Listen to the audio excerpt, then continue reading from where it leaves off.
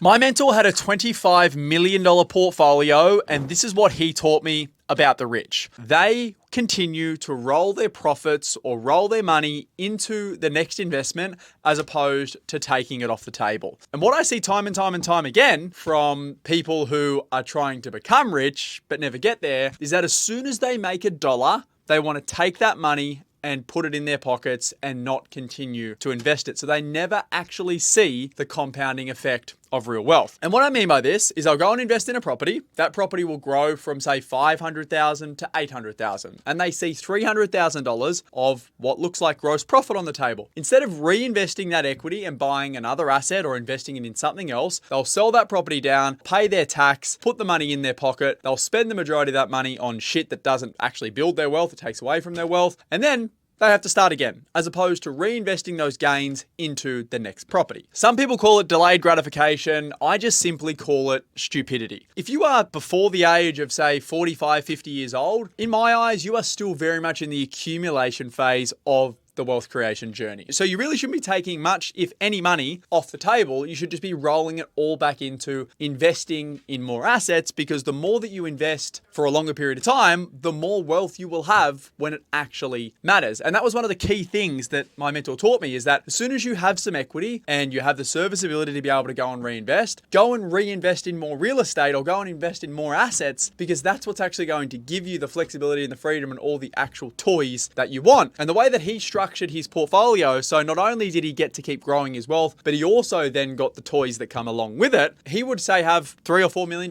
in assets when he started, and let's say that grew at 10%. So he made $300,000 to $400,000 in equity. He would use 80% of that to go and invest in more real estate, and he would use 20% of it to go and buy himself some luxuries or some toys. As your portfolio gets bigger, the gains get bigger, so you can scale your portfolio much faster and at much larger numbers, and the toys and the fun stuff that you can do also get more exciting. So it's essentially a double reward, because you're growing more wealth and you get to do better stuff. And that's exactly how I structure my portfolio. A big chunk of my money goes back into investing in more real estate, and a chunk of it goes into the fun stuff. As long as your portfolio is growing by a larger number than your liabilities are growing by, your wealth is still growing. And that's how you get the best of both worlds. So if you're sitting right now and you're looking at your own portfolio and there's some money on the table and you think, oh, I'll sell that down now and I can go and take the kids on a holiday, or I can go and, do some renovations on my own home, I would think twice about that, because not only are you pulling your money off the table, you're also forgoing all the opportunity cost in the future of how that money could be working for you.